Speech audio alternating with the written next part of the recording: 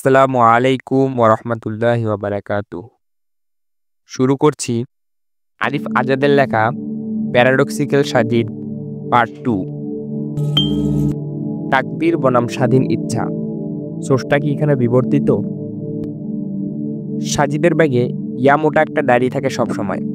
ডায়েরিটা প্রাগৈতিহাসিক আমলের কোন নিদর্শনের মতো, জায়গায় জায়গায় ছেঁড়া জায়গায় কোনোটাতে সুতো দিয়ে সেলাই করা, কোনো জায়গায় আঠা দিয়ে প্রলেপ লাগানো, কোনো জায়গায় টেপ লাগানো।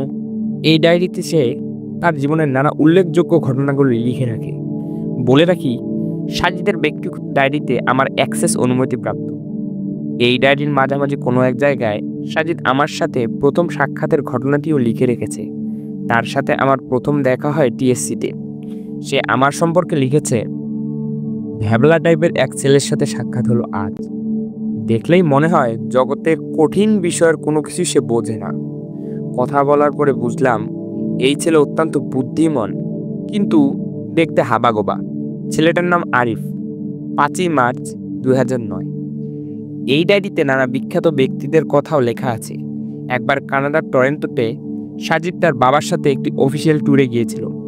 সেখানে অনেক সেলিব্রিটির সাথে বিল গেটসও আমন্ত্রিত ছিলেন। বিল গেটস সেখানে 10 মিনিটের জন্য বক্তব্য রেখেছিলেন। সেই ঘটনাটিও ডায়েরিতে লেখা আছে। Sylhet Shahjalal university of science and টেকনোলজির কম্পিউটার সায়েন্স ডিপার্টমেন্টের প্রফেসর ডক্টর জাফর ইকবালের সাথে সাজিদের একবার বইমেলায় দেখা হয়ে যায়।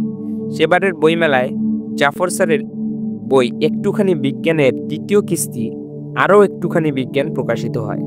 বই কিনে বের হওয়ার পথে জাফর স্যারের সাথে দেখা হয়ে যায় সাজিদের। অটোগ্রাফ নিয়ে স্যারের কাছে হেসে জানতে চাইল, একটুখানি বিজ্ঞান পাইলাম। এরপর পাইলাম আরও একটুখানি বিজ্ঞান। এটার পরে আরও একটুখানি বিজ্ঞান কবে পাচ্ছি? সেদিন নাকি জাফর স্যার মিষ্টি হেসে বলেছিলেন, পাবে। নিজের সাথে ঘটে যাওয়া এরকম অনেক ঘটনাই ঠাঁই পেয়েছে সাজিদের ডায়েরিতে। ডায়েরির আদ্যপান্ত আমার পড়া ছিল, কিন্তু সেমিস্টার ফাইনাল সামনে চলে আসায় গত বেশ কিছুদিন তার ডায়েরিটা আর পড়া হয়নি। সেদিন 3rd সেমিস্টার শেষ পরীক্ষা দিয়ে রুমে এলাম। এসে দেখি সাজিদ ঘরে নেই। টেবিলের ওপরে তার ডায়েরিটা খোলা অবস্থায় পড়ে আছে। ঘামার্ত শরীর, কাঠফাটা রোদের মধ্যে ক্যাম্পাস থেকে হেঁটে বাসায় ফিরছি। এই মুহূর্তে বসে ডায়েরিটা উল্টাবো সে শক্তি বা ইচ্ছে কোনোটাই আমার নেই। কিন্তু ডায়েরিটা বন্ধ করতে গিয়ে একটি শিরোনামের উপর আমার চোখ আটকে গেল। আমি সাজিদের টেবিলেই বসে পড়ি। লেখাটির শিরোনাম ছিল, ভাগ্য বনাম স্বাধীন ইচ্ছা শক্তি। স্রষ্টা কি এখানে বিবর্তিত? বেশ লোভনীয় শিরোনাম। শারীরিক ক্লান্তি ভুলেই আমি ঘটনাটির প্রথম থেকে পড়া শুরু করলাম। ঘটনাটি সাজিদের ডায়েরিতে এভাবে লেখা, ঠিক সেভাবেই তুলে ধরছি। কয়েকদিন আগে ক্লাসের 3rd পিরিয়ডে মফিজুর রহমান স্যার এসে আমাকে দাঁড় করালেন। বললেন, তুমি কি ভাগ্য তাকদিরে বিশ্বাস করো? আমি আচমকা অবাক হলাম। আসলে এই আলাপগুলো হলো ধর্মীয় আলাপ। মাইক্রোবায়োলজির একজন শিক্ষক যখন ক্লাসে এসে এসব জিজ্ঞেস করেন, তখন খানিকটা বিব্রত বোধ করাই স্বাভাবিক। স্যার আমার উত্তরের আশায় মুখের দিকে চেয়ে রইলেন। আমি বললাম, জি স্যার, অ্যাজ এ মুসলিম আমি তাকদিরে বিশ্বাস করি। এটি আমার ইমানের মূল 7টি বিষয়ের মধ্যে একটি। স্যার বললেন, তুমি কি বিশ্বাস করো যে মানুষ জীবনে যা যা করবে সবকিছু জন্মের অনেক বছর আগেই তাকদিরে লিখে দেওয়া হয়েছে? জি স্যার, আমি উত্তর দিলাম। বলা হয় স্রষ্টার ইচ্ছা ছাড়া গাছের একটি ক্ষুদ্র পাতাও নড়ে না, তাই না? জি স্যার, সাজিদ বলল।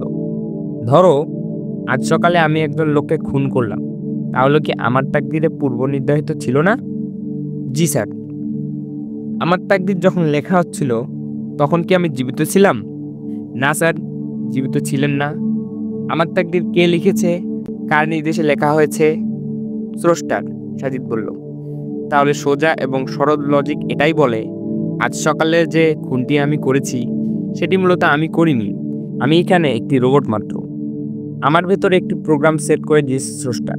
সেই প্রোগ্রামে লেখা ছিল যে আজ সকালে আমি একজন লোককে খুন করব, সুতরাং আমি ঠিক তাই করেছি। সুতরাং আমার জন্য স্রষ্টা পূর্বেই ঠিক করে রেখেছেন, এতে আমার কোনো হাত নেই। Do you agree Sajid? কিছুটা স্যার, আমি উত্তর দিলাম। মফিজুর স্যার এবার হাসলেন। হেসে বললেন, আমি জানতাম তুমি কিছুটাই একমত হবে, পুরোটা নয়। এখন তুমি আমাকে নিশ্চয় যুক্তি দিয়ে বলবে, স্যার স্রষ্টা আমাদের একটি স্বাধীন ইচ্ছা শক্তি দিয়েছেন, আমরা এটা দিয়ে ভালো মন্দ বিচার করে চলি, রাইট? জি স্যার। কিন্তু সাজিদ, এটা খুবই lame logic, do you know? ধরো আমি তোমার হাতে বাজারের একটি তালিকা দিলাম, তালিকায় যা যা কিনতে হবে তাই সব কিছু লেখা আছে। এখন তুমি বাজার করে ফিরলে, তুমি ঠিক তাই তাই কিনলে যা আমি তালিকায় লিখে দিয়েছি এবং এটা করতে বাধ্য। এতটুকু বলে স্যার আমার কাছে জানতে চাইলেন, বুঝতে পারছো? আমি বললাম, জি স্যার। Very good. ধরো তুমি বাজার করে আসার পর একদিন জিজ্ঞেস করলো, সাজিদ কি কি বাজার করছো? তখন আমি উত্তর দিলাম, ওর যা যা খেতে মন চেয়েছে তাই কিনেছে। বলো তো আমি সত্যি বলছি কিনা? আমি বললাম, না, আপনি মিথ্যে বলছেন। স্যার চিৎকার করে বলে উঠল, exactly, you have got the point my dear. আমি মিথ্যা বলছি। আমি তালিকাতে বলে দিয়েছি তোমাকে কি কি কিনতে হবে, তুমি ঠিক তাই তাই কিনেছো যা আমি কিনতে বলেছি। যা কিনেছো সব আমার পছন্দের জিনিস। এখন যদি আমি বলি ওর যা যা খেতে মন চেয়েছে সে তাই তাই কিনেছে, তাহলে এটা হবে একটা ডাহা মিথ্যা কথা, তাই না? জি স্যার। ঠিক স্রষ্টা ওইভাবে মিথ্যা বলেছেন, 2 নাম্বারই করেছেন। তিনি অনেক আগেই আমাদের তাকদির লিখে তা আমাদের গলায় ঝুলিয়ে দিয়েছেন। এখন আমরা সেটাই করি যা স্রষ্টা সেখানে লিখে রেখেছেন। And at the end of the day এই কাজের জন্য কেউ জান্নাতে যাচ্ছে, কেউ জাহান্নামে। কিন্তু কেন? এখানে মানুষের তো কোনো হাত নেই। ম্যানুয়ালটা স্রষ্টার তৈরি, আমরা তো জাস্ট পারফর্মার। স্ক্রিপ্ট রাইট তো স্রষ্টা। স্রষ্টা এর জন্য আমাদের কাউকে জান্নাত কাউকে জাহান্নাম দিতে পারেন না। যুক্তি তাই বল, ঠিক? আমি চুপ করে রইলাম। পুরো ক্লাসে পিনপতন নীরবতা বিরাজ করছে। স্যার বললেন, have you any proper logic in that typical question dear? আমি কিছুক্ষণ চুপ করে থাকলাম। স্যার মুচকি হাসলেন, সম্ভবত ভাবছেন উনি আমাকে এবার সত্যি সত্যি উপকার করে দিলেন। বিজয়ের হাসি। আমাকে যারা চেনে তারা সবাই জানে আমি কখনো কারো প্রশ্নের উত্তর দিতে সময় নিই না। আজকে যেহেতু তার ব্যতিক্রম ঘটলো, বন্ধুরা আমার দিকে ড্যাবড্যাব চোখে তাকালো। তাদের চাহনি দেখে মনে হচ্ছিল এই সাজিদকে তারা চেনেই না, কোনোদিন দেখেইনি। ক্লাসে আমার বিরুদ্ধের মতে যারা আছে তাদের চেহারা তখন মুহূর্তের উজ্জ্বল বর্ণ ধারণ করলো। তারা হয়তো মনে মনে ভাবতে লাগলো, মোল্লাজির দৌড় ওই মসজিদ পর্যন্ত। আমি মুখ তুলে স্যারের দিকে তাকালাম। মুচকি হাসিছে স্যারের মুখে তখনও বিরাজমান। আমি বললাম, স্যার এই ক্লাসে কারো সম্পর্কে আপনার কি অভিমত? আমি বললাম, স্যার এই ক্লাসে কার সম্পর্কে আপনার কি অভিমত? স্যার ভ্যাবাচাকা খেলেন। স্যার জিজ্ঞেস করছেন কি আর আমি কি বলছি। স্যার বললেন, বুঝলাম না। মানে আমাদের ক্লাসের কার মেধা কি রকম সে বিষয়ে আপনার ধারণা কেমন? ভালো ধারণা। ছাত্রদের সম্পর্কে একজন শিক্ষকই তো সবচেয়ে ভালো জ্ঞান থাকে। আমি বললাম, স্যার আপনি বলুন তো এই ক্লাসের কারা কারা ফার্স্ট ক্লাস পাবে আর কারা কারা সেকেন্ড ক্লাস পাবে? স্যার কিছুটা বিস্মিত হলেন, বললেন, আমি তোমাকে অন্য বিষয়ে প্রশ্ন করেছি, তুমি আউট অফ কনটেক্সে গিয়ে পাল্টা প্রশ্ন করছো সাজিদ। না স্যার, আমি কনটেক্সেই আছি, আপনি উত্তর দিন। স্যার বলল, এই ক্লাস থেকে রায়হান, মমতাজ, ফারহানা, সজীব, ওয়ারেস, ইফতি, সুমন, জাবেদ ও তুমি ফার্স্ট ক্লাস পাবে, আর বাকিটা সেকেন্ড ক্লাস পাবে। স্যার যাদের নাম বলেছেন তারা সবাই ক্লাসের ব্রিলিয়ান্ট স্টুডেন্ট, সুতরাং স্যারের অনুমান খুব একটা ভুল না। আমি বললাম, স্যার আপনি এটা লিখে দিতে পারবেন? ওয়াই নট, স্যার বললেন। এই বলে তিনি খচখচ করে একটা কাগজে এক পাশে যারা ফার্স্ট ক্লাস পাবে তাদের নাম, অন্য পাশে যারা সেকেন্ড ক্লাস পাবে তাদের নাম আমার হাতে দিলেন।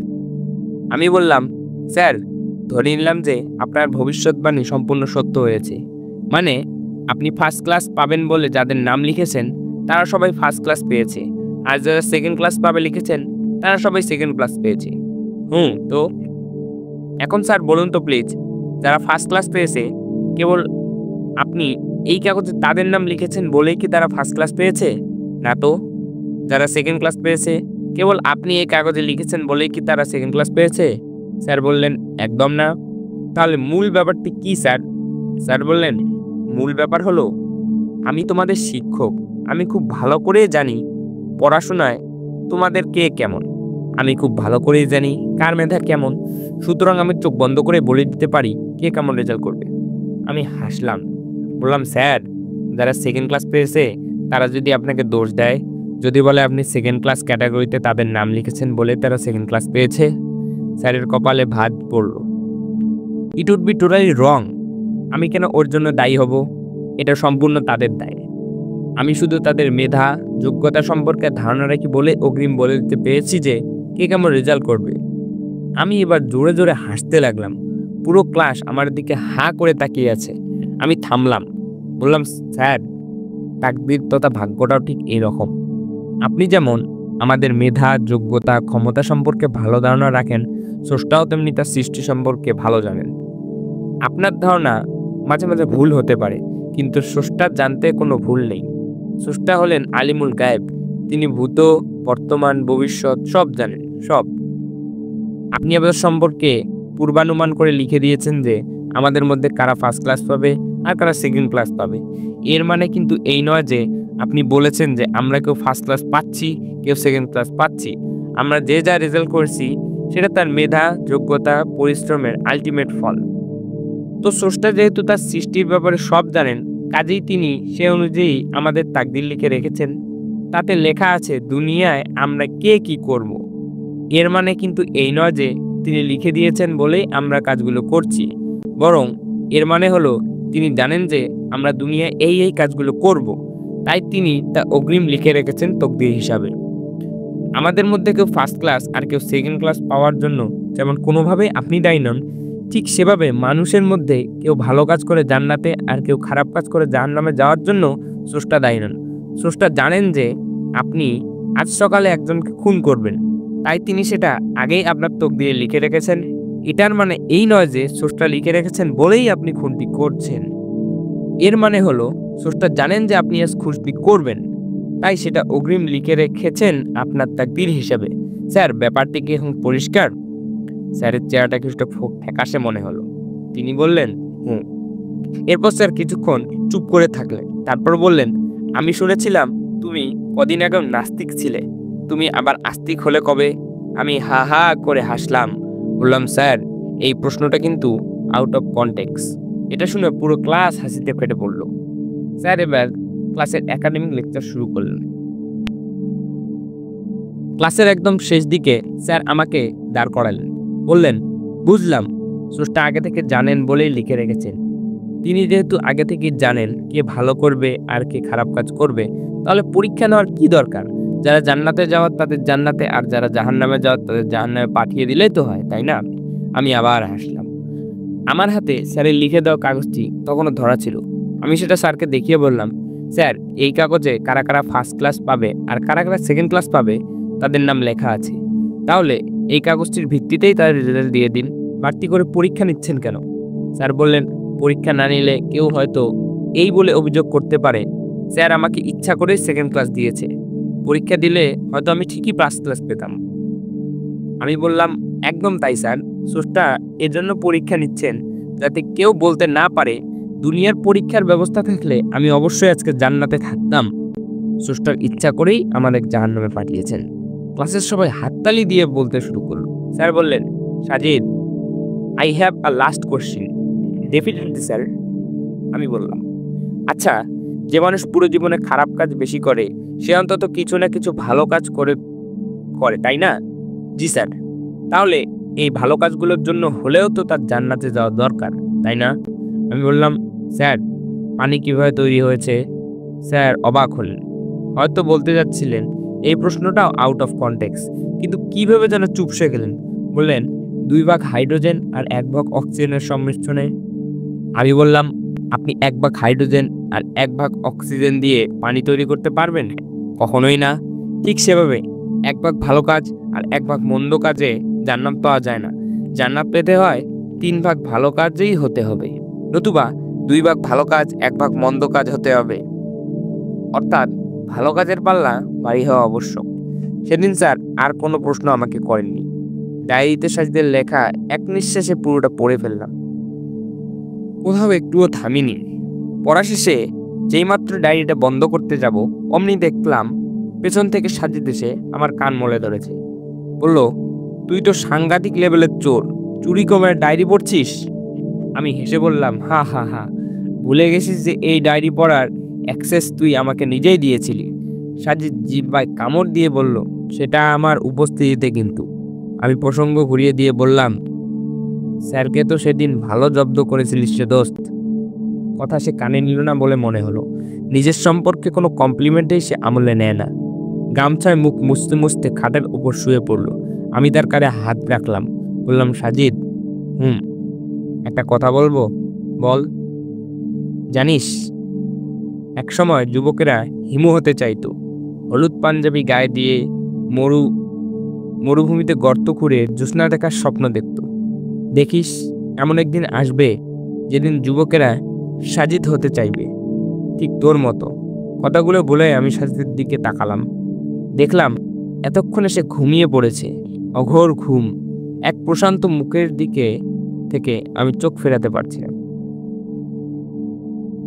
এই মাধ্যমে শেষ করছি প্যারাডক্সিক্যাল সাজিদের পার্ট 2। ইনশাল্লাহ খুব দ্রুত চলে আসবে পার্ট 3। স্রষ্টা কেন মন্দ কাজের দায় নেন না। ভিডিওটি ভালো লাগলে অবশ্যই চ্যানেলটি সাবস্ক্রাইব করবেন। আসসালামু আলাইকুম ওয়া রাহমাতুল্লাহ।